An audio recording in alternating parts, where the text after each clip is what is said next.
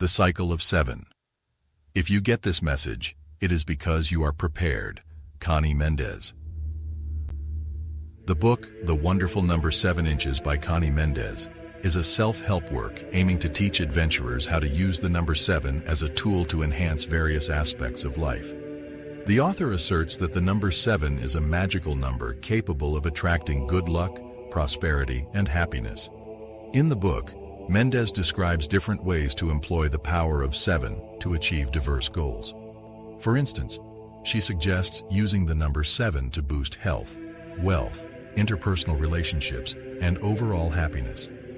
The book also provides exercises and meditations that readers can undertake to sharpen their focus and connection with the number 7. Concerning health, Mendez proposes utilizing the number 7 to improve both physical and mental well-being. She mentions that exercises and meditations involving the number 7 can help alleviate stress, anxiety, and more. Similarly, the author suggests incorporating the number 7 to enhance digestion, sleep, and blood circulation. Turning to wealth, Mendez recommends harnessing the power of 7 to invite prosperity. This can involve creating a list of 7 financial goals and visualizing them daily for 7 minutes. She also advises employing the technique of the 7 lucky coins, where 7 coins are placed visibly, symbolizing abundance and wealth. In the realm of interpersonal relationships, Mendez advocates using the number 7 to enrich connections with others. She suggests crafting a list of 7 individuals with whom one wishes to strengthen relationships and visualizing positive interactions with each person. Additionally, she proposes utilizing the number 7 to amplify communication skills and empathy. Lastly, Mendez underscores that the number 7 can be harnessed to amplify happiness and inner peace. She encourages creating a daily list of 7 things to be grateful for, envisioning the resulting happiness and inner peace that gratitude brings. The author also advises engaging in meditations involving the number 7 to find tranquility and inner calm. Symbolizing a state of completeness, the number 7 signifies overcoming stages and embracing a sense of wholeness. At a specific point, everything in creation goes through 7 stages of activity, followed by a moment of rest. The number 7 marks an endpoint that necessitates a pause, paving the way for a new series of 7 steps. Our sun has 7 planets orbiting it, as it's governed by the number 7. Scientists will soon discover that another planet, beyond the original 7, doesn't belong to our system. 7 are the colors of our prism, 7 the musical notes, and 7 the days of our week. 7 are the gifts of the Holy Spirit, and 7 the months of gestation required for human life to thrive in the open air. 7 are the stages of human ages: 7, 14, 21, 28, 35, 42, 49, signifying maturity, authority, and freedom. 7 are the steps every manifestation takes, from the initial desire to the visible demonstration. The length of your head should be 7 times your total height. Any deviation shows a lack of harmony. In this video, I'll reveal lesser known but significant 7s for your spiritual growth and evolution in this system. Study and practice the teachings in the metaphysical texts titled Metaphysics Made Simple to maximize understanding, as this gradual education awakens necessary cells for comprehension and realization. Maxim's guidance states, "When the disciple is ready, the master appears." If this video reaches you, it's your time to acquire this teaching. Start from the beginning to seize your current incarnation fully. You won't regret it. Let's delve into the prayer that unites all religions, the Our Father. The Master, Jesus, composed it as a concise formula for spiritual growth. It's structured in 7 clauses. The opening clause, "Our Father who art in heaven," encapsulates the concept of divine parental care, akin to earthly guardians, symbolizing profound contentment and recognizing the universal bond among all beings. This phrase asserts the belief in the nurturing nature of the Divine Father for humanity, acknowledging a shared essence. Furthermore, the analogy of parent and child underscores the inheritance of divine attributes, reflecting the prayer as a roadmap for spiritual advancement, where declarations manifest swiftly. Through this analogy, it's evident that the child inherits the parent's qualities and abilities inherently. The call to live within the assigned world, while embracing gratitude and daily recitation with focused intention, underscores the guidance for manifesting the heavenly state in one's existence. In the second clause, "Hallowed be thy name," you know that God's name is I Am. Spirit told Moses this. You also know you must not qualify that name with anything less than perfection. If you say or think I am, and then follow with a negative or imperfect affirmation, you're lying. The punishment is the manifestation of what you dared to affirm. By speaking the second clause, you're expressing the desire for your fellow beings, your neighbors, and yourself to keep God's name sacred as it is. You're projecting a language purified from lies, infamy, falsehood, disease, imperfection. When you repeat the prayer, think the truth of this clause, and may the Father hear you, brother. The third clause, "Thy kingdom come, thy will be done, on earth as it is in heaven," encapsulates the Divine Father's benevolent intention for his children to experience his perfect will. Rooted in wisdom, love, and omnipotence, his design is guided by infinite justice that respects individual desires. This analogy likens divine guidance to that of a wise earthly father who nurtures without imposing, facilitating growth through experience. In the heavenly kingdom, the child holds sovereignty while being nurtured by boundless love and understanding. Uttering "Thy kingdom come" appeals for harmonious relationships, reflecting love's governance, guidance, and understanding among individuals. The Father's will, as expressed in the opening clause, manifests in the heavenly realm, and through the third clause, we seek its realization on earth, where teachers facilitate growth through heartfelt inspiration, aligning our evolution with the divine plan. In the fourth clause, "Give us this day our daily bread," the word bread symbolizes all we might need at this moment. Bread stays fresh for only a day. Tomorrow, it will be hard and tasteless. Thus, we need what we require today.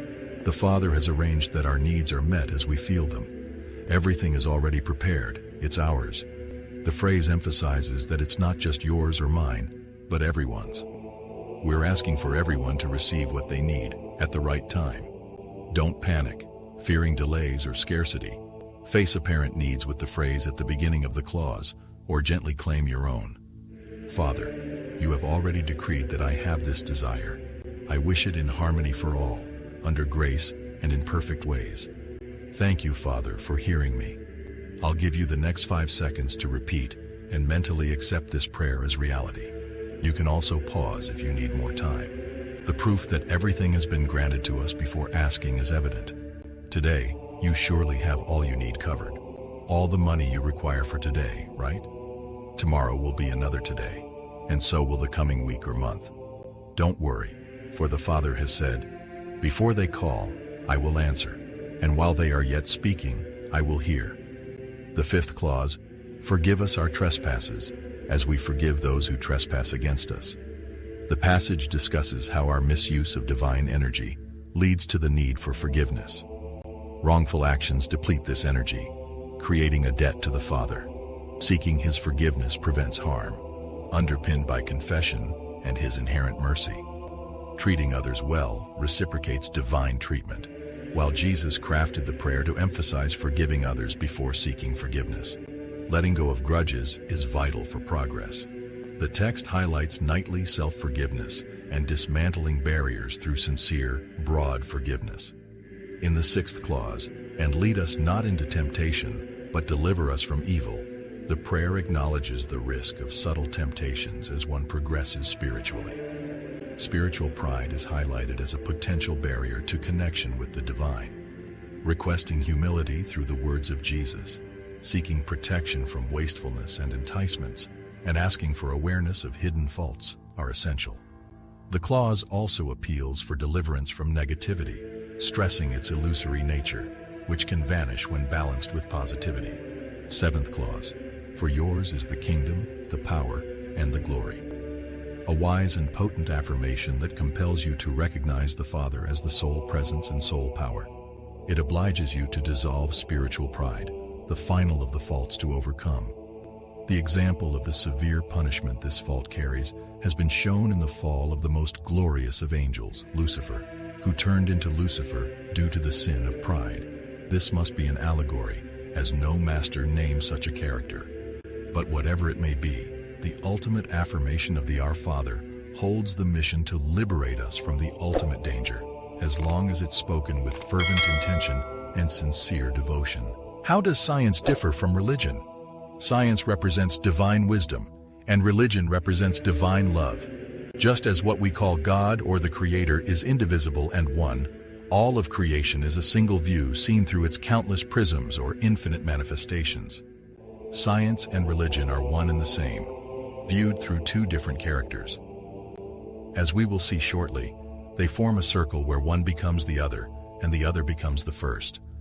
Let's explore the 7 key aspects of God: life, love, truth, intelligence, unity, spirit, and principle.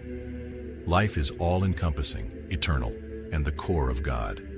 Death is a transition, not an end, with forms changing across environments. The idea of God in human form is overly simplistic. Adaptation varies widely.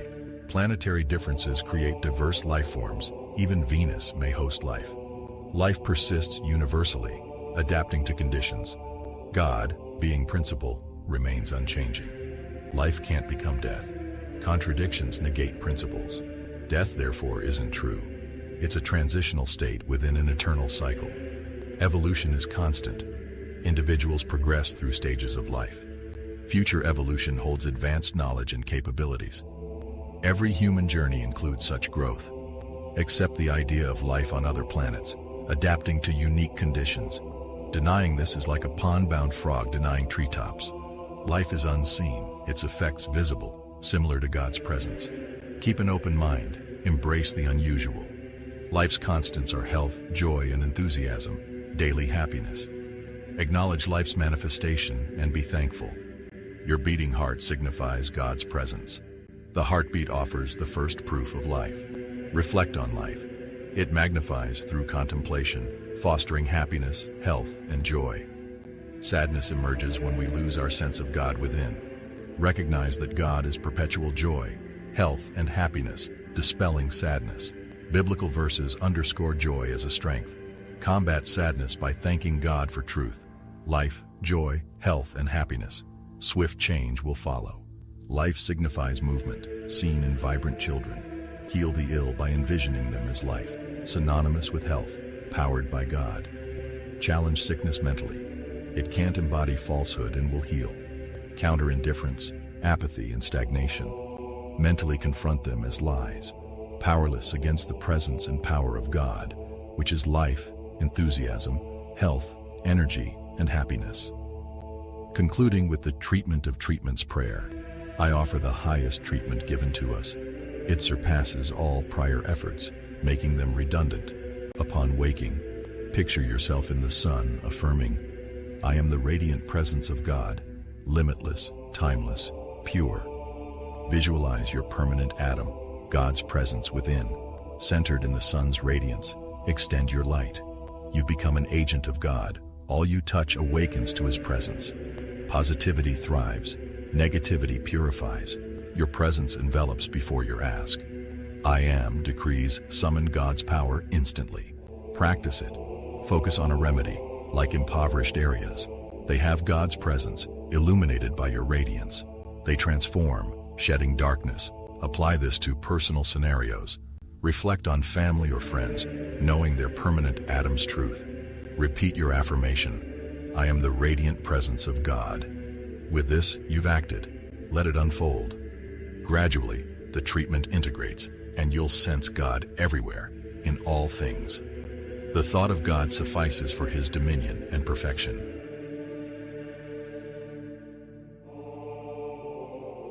And that concludes our journey into the fascinating world of the law of attraction. Thank you for watching.